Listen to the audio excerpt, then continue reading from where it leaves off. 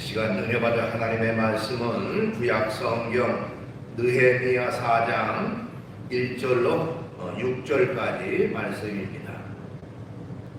받들어 공독을 하겠습니다. 산발랏이 우리가 성을 건축한 다음을 듣고 크게 분노하여 유다 사람들을 비웃으며 자기 형제들과 사마리아 군대 앞에서 일러 말하되 미약한 유다 사람들이 하는 일이 무엇인가? 스스로 견고하게 하려는가?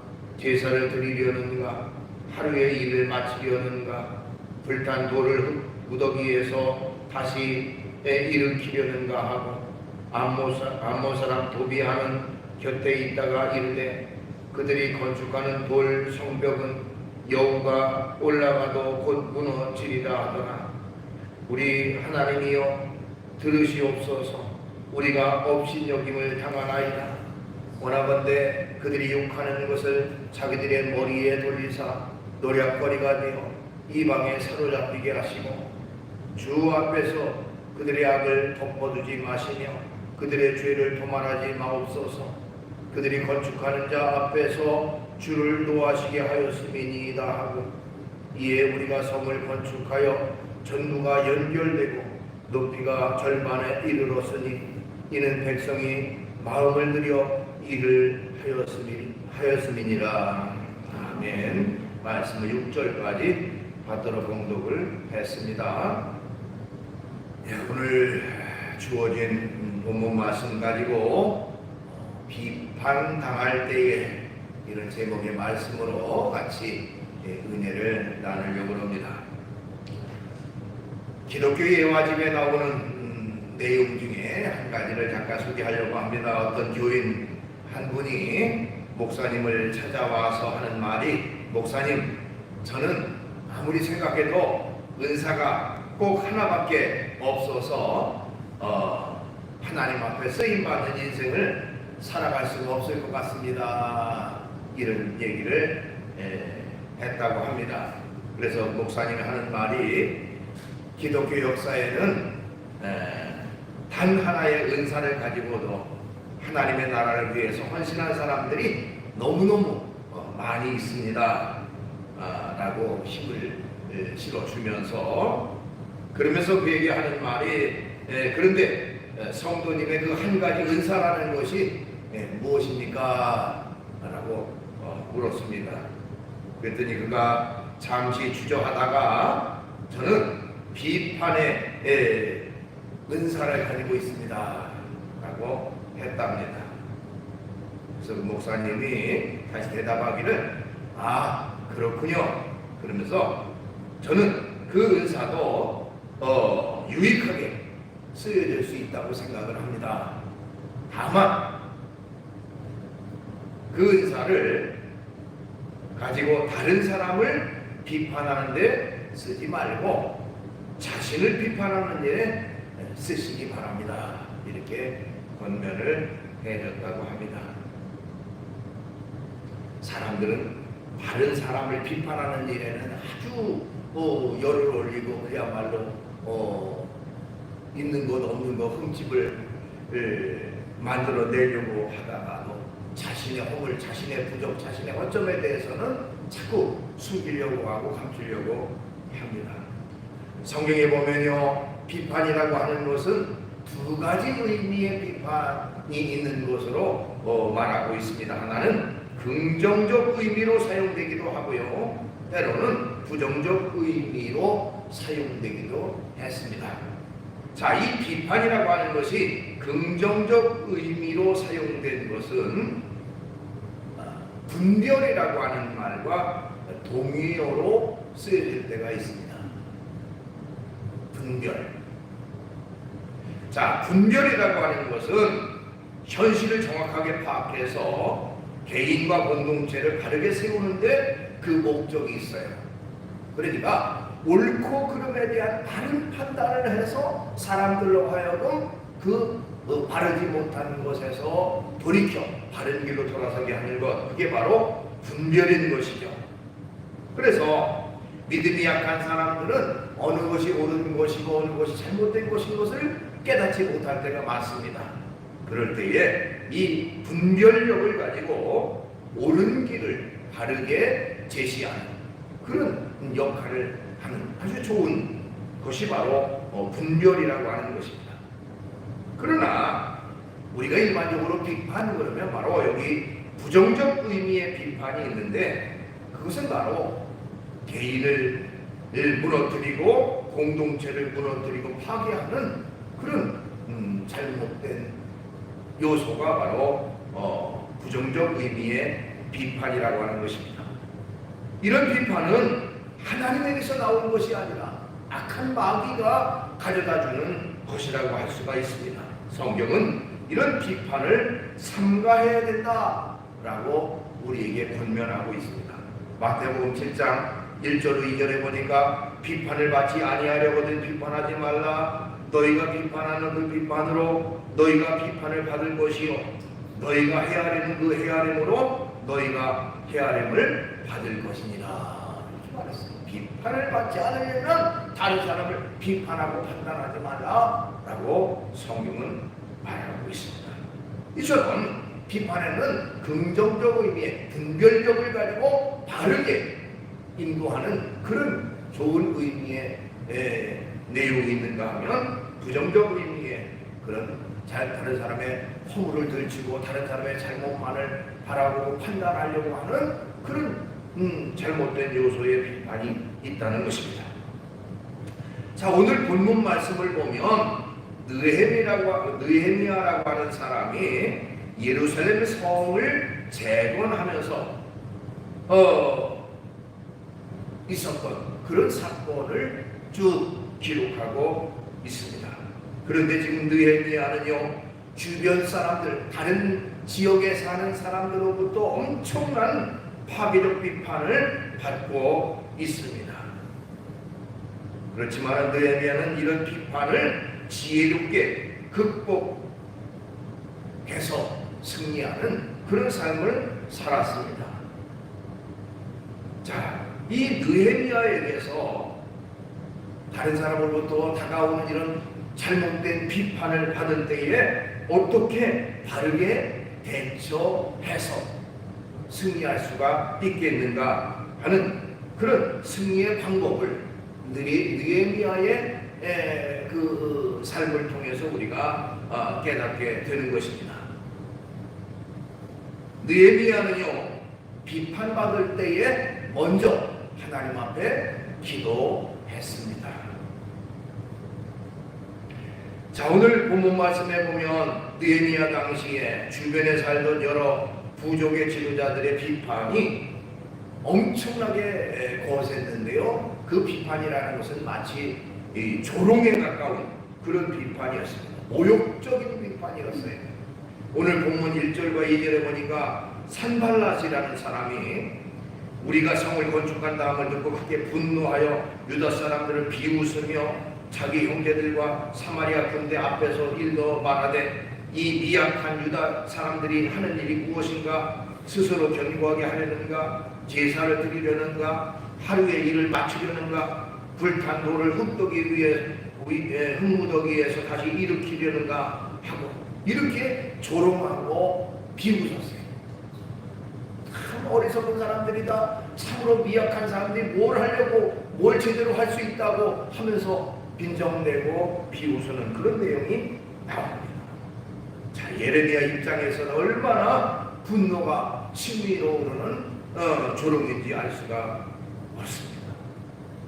그 예레미야가 얼마나 마음의 괴로움을 가지고 또한 마음의 분노감을 가지고 있었는지 하는 것은 바로 이어서 나오는 오늘 본문 읽었던 4절과 5절의 이 느헤미야의 기도, 느헤미야가 하나님 앞에 기도하는 기도 속에서 우리가 찾아볼 수가 있어요.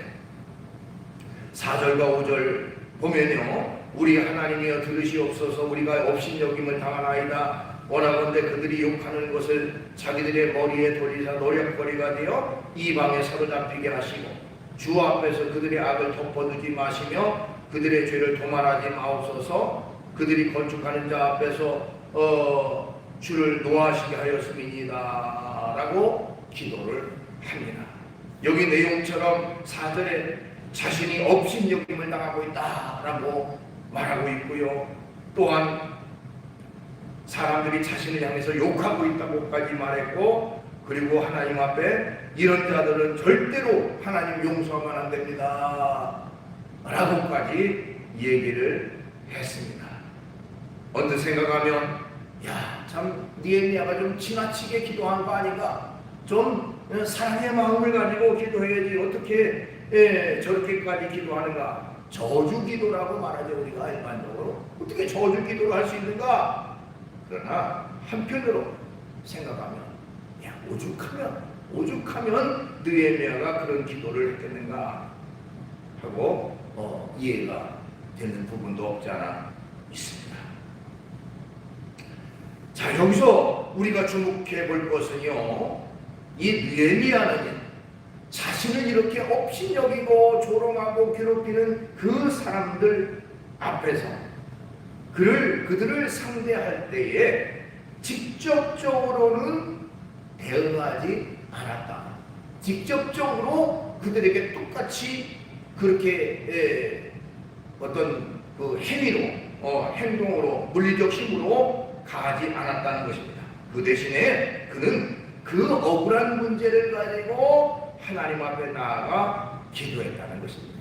그러니까 자기가 막 그 분노가 치밀어 오르니까 똑같이 보복하고 똑같이 그들을 향해서 이런 그 맞대응하는 그런 방법이 아니라 먼저 하나님 앞에 나아가서 기도했다는 것입니다. 자, 이처럼 기도라고 하는 것은 믿음의 성도들이 엄청난 비판적인 그런 고통 앞에서 대처할 수 있는 최선의 방법이 바로 기도라고 할 수가 있습니다. 자, 성경학자들은요, 느헤미야의 이런 저주 기도가 과연 성경적인가, 그것은 과연 옳은 기도인가, 거기에 대해서 많은 그 논란들, 논쟁들을 하고 있었습니다. 또 여러분 시편을 읽어보면 엄청난 그런 소위 저주 기도들이 참 많아 나와요. 저주 기도. 자, 어떻게 이웃을 사랑하고 원수를 사랑해야 되는데 어떻게 저렇게 악담을 퍼붓는가.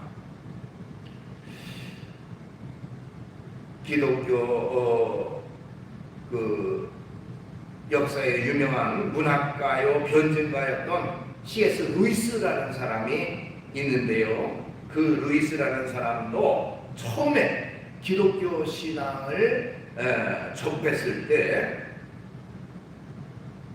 성경을 읽으면서 첫 번째로 부딪혔던 문제가 바로 이런 그 저주기도에 대한 갈등이었습니다.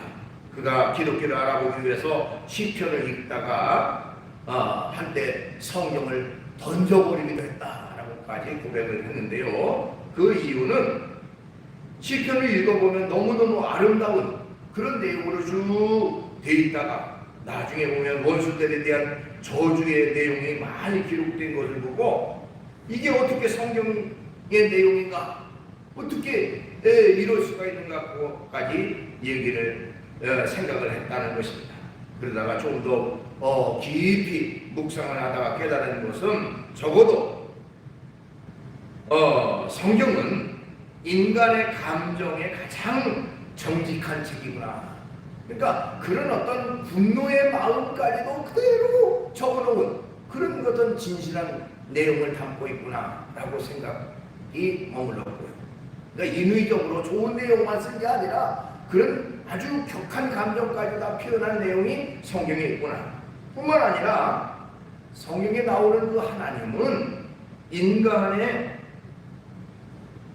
이런 다른 사람을 향한 그런 분노와 저주하고 싶은 마음까지도 다 받아주시고 들어주시는 그런 하나님이시구나 하는 것을 깨닫게 됐다는 것입니다.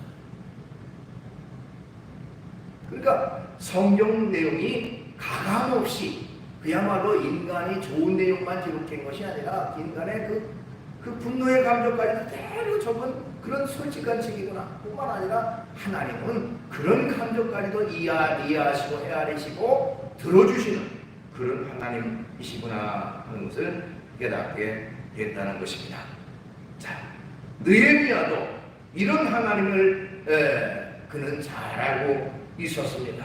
바로 그가 어떤 불평을 하고 불평이나 어떤 좌절이나 어떤 감정을 쏟아나와도 넉넉히 들어주시고 받아주시는 그 하나님 앞에 자기의 억울한 심정, 억울한 그 분노의 감정을 그대로 표출해 놓은 그런 부분이라고 말할 수가 있습니다.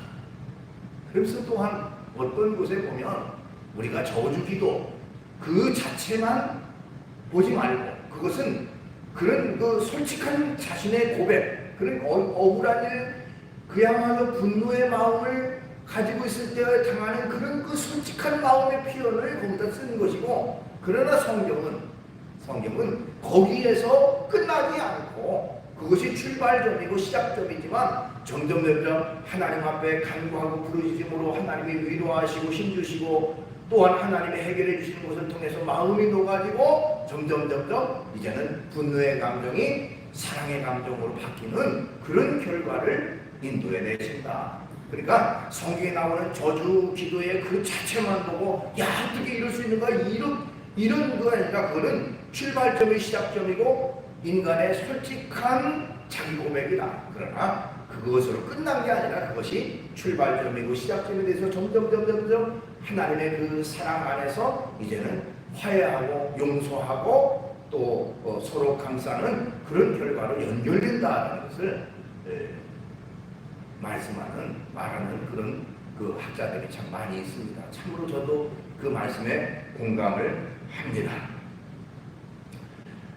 자,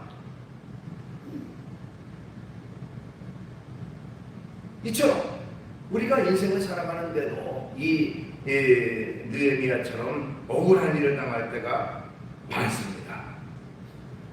하지도 않은 일에 대해서 모함을 당하고 그야말로 자기가 다른 사람으로부터 말할 수 없는 그런 악담을 들을 때 얼마나 분노가 치밀어 모릅니까? 그러나 성경에 보면 그런 억울한 일을 당할 때에도 하나님 앞에 맡기라.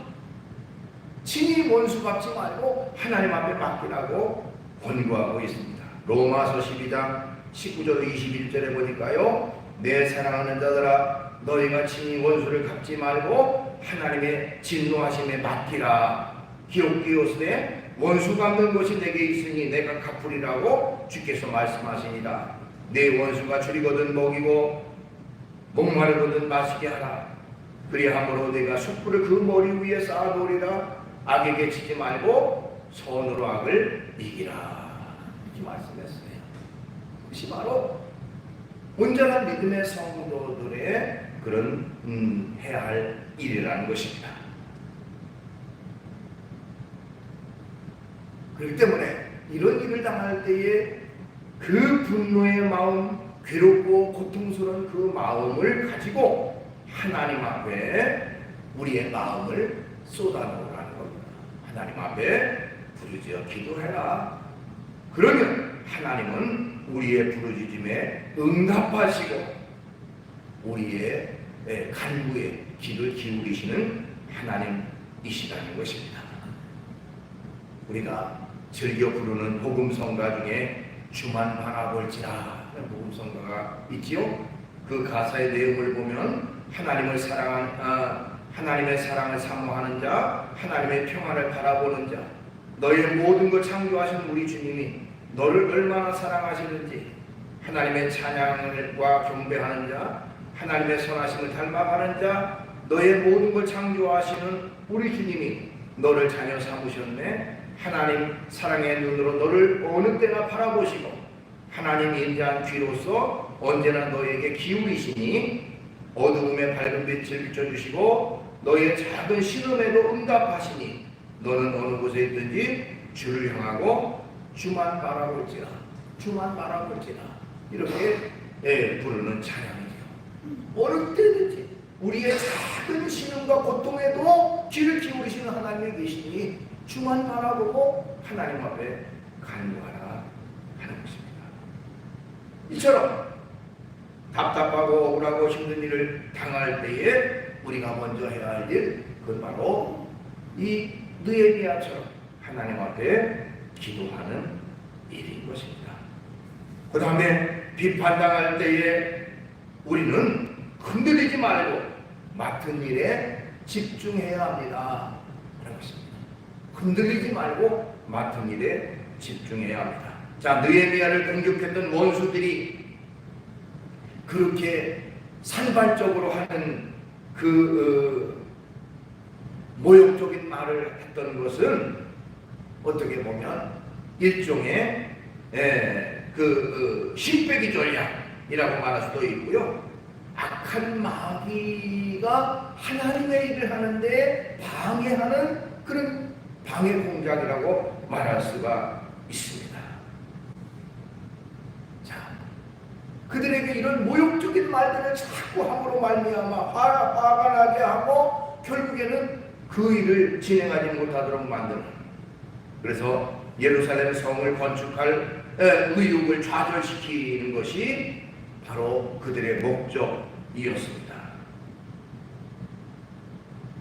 만약에 느헤미야가 그들의 말을 듣고 고통과 괴로움 속에 빠져서 그 일을 포기했다면 그들은 얼마나 기뻐서 날뛰었을까요? 그러니까 그 악담을 하는 배후에는 악한 마귀가 그렇게 자꾸 하나님의 일을 하는 데에 방해거리로 다가오고 있다고 하는 사실을 알아야 됩니다. 영적인 문제로 알아야 돼요. 아하, 악한 마귀가 이렇게 이런 방법을 가지고 하나님의 일을 하는데 자꾸 이렇게 방해거리로 못하게 만드는 그런 요소로 작용하고 있구나 하는 것을 우리가 깨달아야 하는 것입니다. 악한 마귀는 하나님을 대적하는 자입니다. 어떻게 해서든지 하나님의 일이 진행되지 않고 하나님의 그 역사가 나타나지 않도록 가로막는 일을 한다는 것입니다. 그렇지만 이 느헤미야와 그 당시의 유다 이스라엘 백성들은요, 거기에 굴하지 않고 더 열심히 맡겨진 일에 최선을 다해서 결과적으로 오늘 본문 6절에 보니까 이에 우리가 성을 건축하여 전부가 연결되고 높이가 절반에 이르렀으니 이는 백성이 마음을 들여 일을 하였습니다. 그런 그야말로 악담과 비난과 저주의 말 속에서도 아랑곳하지 않고 꿋꿋이 그들이 그 사역을 하나님의 일을 함으로 말미암아 그 일을 완수할 수 있었다고 하는 것입니다. 자, 이처럼 우리가 여러 가지 어렵고 힘든 일, 또 하나님의 일을 하는 데 있어서 여러 가지 방해 요소들이 많이 있다 손치더라도 꿋꿋이 내게 주어진 일, 내게 맡겨진 일, 하나님의 사명, 그 일을 더 열심히 하는, 그 일에 집중하는 그런 우리의 삶이 있어야 됩니다. 그것이 바로 하나님 앞에 올바른 모습인 것이죠. 요즘 야구를 좋아하는 사람들이 참 많습니다. 그 야구 중에 가장 그 본토라고 하는 것이 이제 미국의 야구 메이저리그라고 하죠. 미국 야구입니다. 자, 미국 메이저리그 야구에 얽힌 1화집에 나오는 내용입니다. 미국의 가장 유명한 팀인 뉴욕 양키스와 밀워키 브레이브스라고 하는 팀이 그야말로 최종전, 월드 시리즈 최종전에서 만났다고 합니다. 근데 그 당시에 뉴욕 양키스에는 입이 험하기로 유명한 포수 중에 요기베라라고 하는 포수가 있었고요. 밀워키에는 전설적인 강타자 행크 앨런이라고 하는 사람이 있었습니다. 자, 월드 시리즈 마지막 결승전에서 이 포수와 타자가 맞붙게 됐는데 입이 험한 포수인 이 요기베라가 행크 앨런이 이제 타석에 들어섰을 때 그의 집중력을 분산시키기 위해서 그를 놀려대기 시작을 했다고 합니다. 자네 가만히 보니까 방망이를 지금 잘못 치고 있어. 그러면서 그 방망이의 상표가 보일 수 있도록 해야지 왜 상표를 가리고 있어? 그러면서 비난하고 뭔가 빈정거리기 시작을 했습니다. 자, 행크 앨런은 그 말에도 대꾸하지 않고 투수가 지금 나에게 다음에 던질 공이 무엇인가 그 공에만 집중을 했고 결국 투수의 공을 공략해서 홈런을 만들어냈다고 합니다. 자, 행크 앨런이 이제 홈베이스를 밟으면서 자기를 놀렸던 그 상대방 포수 요기베라에게 유명한 한마디를 했다고 합니다. 여보게 요기베라, 나는 상표를 읽으려고 타석에 들어서지는 않아 라고 하는 그런 유명한 말을 했다고 합니다. 자, 집중력을 분산시키려고 하는 그 전략에 말려들지 않고 더 자신의 집중력을 높여서 자신의 목표에 전념했던 결과적으로 승리의 요소가 됐다고 하는 것이죠. 어떻게 보면 사람들의 비판, 우리가 하는 일에 대해서 방해하는 일, 방해 요소 그런 것들이 참으로 많이 있습니다. 그러나 역사적으로 보면 그런 방해거리, 어려운 일, 힘든 일이 있어도 꿋꿋이 자기의 소신을 굽히지 않고 꿋꿋이 자기가 맡은 일에 최선을 다한 그 사람을 통해서 새로운 역사가 시작됐던 것을 볼 수가 있습니다. 인간이 발명했던 유명한 발명품 중에 처음부터 사람들로부터 각광받고 인정받는 것은 거의 없었다고 합니다. 처음은 엄청난 비난, 조롱, 비판이 쏟아졌다고 합니다. 인류 역사상 첫 번째 증기기관선이 만들어져 가지고 뉴욕이라고 하는 곳에서 알반이라고 하는 곳으로 이렇게 이동을 처음에 했는데요. 요즘은 1시간이면 갈 거리를 그 당시에 무려 이틀에 걸려서 32시간 걸려서 갔다고 합니다. 사람들은 참 무모한 일이다라고 조롱과 비판을 했다는 거죠. 또 인류 역사상 첫 번째 이 자동차가 만들어져 가지고 시운전을 했을 때 그것은 말이 끄는 말 두 마리가 끄는 그런 속도보다도 훨씬 더 늦었다고 합니다. 사람들은 야 도대체 저거 만들어서 뭐 하려고 그래 말보다 늦는데 라고 비난했다고 하고요. 또 인류 역사상 첫 번째 전구가 실험되었을 때 그 전구 빛이 얼마나 희미한지 그 당시에 그 가스 램프를 켜가지고서 그 전구에 불이 들어왔나를 보려고 할 정도로 희미한 불이 들었다고 해요. 그래서 사람들이 비난했다고 합니다.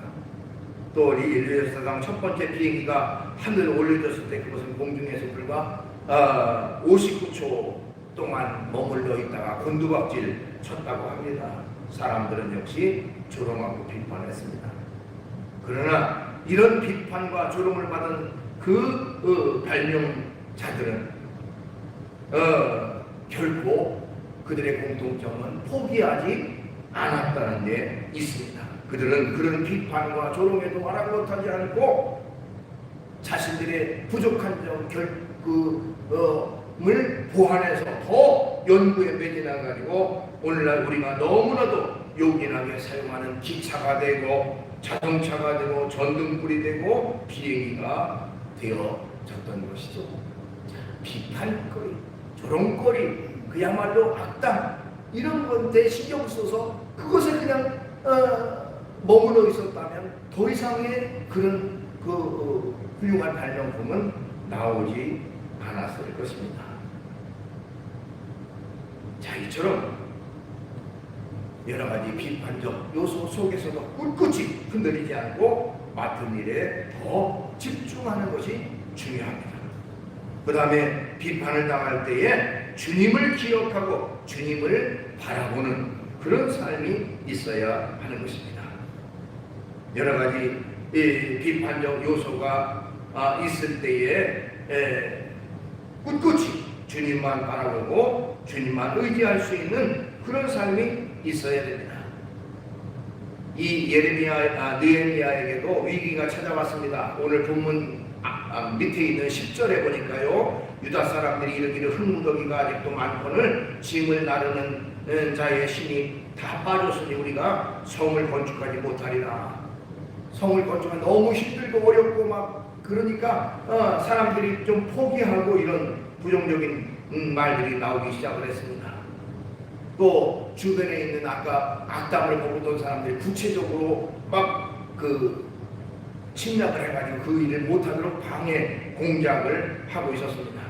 이제 거기에 대해서 느헤미야 4장 14절에 보니까 내가 곧 돌아본 후에 일어나서 귀족들과 민장들과 남은 백성에게 말하기를 너희는 그들을 두려워하지 말고 지극히 크시고 두려우신 주를 기억하고 너희 형제와 자녀와 아내와 집을 위하여 싸우라. 자, 주님을 기억하고 너희가 맡은 일에 더 정진하라고 그들에게 권면하고 있는 것입니다. 주님을 기억해라. 어렵고 힘든 일이 있을 때 주님을 기억하고 다시금 자신의 사명과 자신의 역할을 다잡는 그런 모습이 있어야 되는 것입니다. 로마 시대 기독교 역사에서 가장 핍박이 심했던 그런 시기라고도 합니다. 로마 시대의 기독교 신앙에 대해서 엄청난 핍박을 가했습니다. 그래서 기독교 신앙을 가진 사람들은 제대로 활동도 못하고 말도 제대로 하지 못했던 그런 때에 그들은 이제 카타콤이라고 하는 그런 곳을 찾아서 그야말로 오늘날로 말하면 공동묘지, 이 큰 동굴 같은데 공동묘지가 있는 곳에 찾아가서 거기서 예배를 드리고 거기서 이제 그 자신들의 말을 조각을 해서 하나님을 기억하십시오, 예수님을 기억하십시오, 우리의 믿음을 더 굳게 합시다 하고 그런 권면의 그 글자들을 막 새겨넣기도 했습니다. 그 뒤에 그들은 또한 사회생활 속에서 이 생활 속에서 자신들의 믿음을 고백하는데 자칫 잘못하면 기독교 신앙인이라는 것이 발각이 되면 잡혀가서 고문을 당하고 죽게 되는 그런 상황 속에 그들은 하나님을 믿는 믿음의 사람이라고 하는 것을 서로 사인을 주고받았는데 바로 땅에다가 물고기 한 마리를 그리는 것으로 사인을 했습니다. 자, 왜 물고기를 그렸느냐? 그들이 예수 그리스도는 하나님의 아들이십니다 라고 하는 말의 앞글자를 따면 입투수라고 하는 단어가 돼요. 앞글자만 따면 그 입투수라는 말이 물고기라는 뜻이에요. 그러니까 그들이 물고기를 그리면 그것은 나는 하나님의 아들 예수님을 믿습니다 하는 의미예요. 그러니까 상대방도 고개를 끄덕끄덕하면서 자기도 물고기를 그렸어요. 나도 하나님의 아들 예수 그리스도를 믿습니다 고백하고 그렇게 해서 자기들의 고백을 이어갔다는 것이고 신앙을 계속 이어갔다는 것이죠. 자, 우리가 고난 중에 어려움 중에 예수님을 잃어버리고 하나님을 잃어버리면 우리는 더 인간적인 생각으로 지치고 낙심될 때가 있습니다. 그럴 때에도 눈을 들어 주님을 바라보고 주님을 의지하며 우리는 그 어려움을 극복할 수 있는 힘의 원천이 되어지는 것입니다. 오늘 시간 말씀을 정리합니다. 느헤미야는 엄청난 핍박과 고난과 어려움 속에서 꿋꿋이 그 어려움을 이겼는데 그는 철저히 그런 상황 속에서도 하나님 앞에 기도를 했고요. 흔들리지 않고 맡은 일에 최선을 다했을 뿐만 아니라 주님을 기억하고 주님을 바라보고 주님을 통해서 힘을 얻는 그런 결과를 얻었습니다. 우리 모두가 이런 억울할 때에 비판을 당할 때에 고난의 때에 낙심하지 말고 주님 바라보고 주님 의지하고 끝까지 믿음으로 승리하는 우리 모두가 되기를 주의 이름으로 축원합니다. 기도하겠습니다. 걸어가신 주님을 찬양합니다. 우리가 인생을 살아갈 때 오늘 본문에 나오는 이 느헤미야처럼 억울한 일, 모함을 당하기도 하고 또한 여러 가지 악담을 들을 때도 있고 괴로운 일을 만날 때도 있습니다. 그때마다 낙심하지 않고 좌절하지 않고 주님 바라보고 주님께 맡기고 주님께 부르짖어 기도할 수 있는, 그리고 우리에게 주신 사명, 우리에게 주신 직분을 잘 끝까지 감당하도록 하나님의 은혜와 능력 가운데 모든 문제가 해결되고 하나님 안에서 날마다 이제 새롭게 하시는 축복을 공급받고 살아가는 저희가 될 수 있도록 인도해 주시옵소서. 우리의 믿음과 신앙이 더 견고해지고 굳건해지기를 원합니다. 철저히 하나님만 바라고 하나님만 섬기는 우리의 매일매일의 삶이 되게 주시옵소서. 예수님의 이름으로 기도하옵나이다.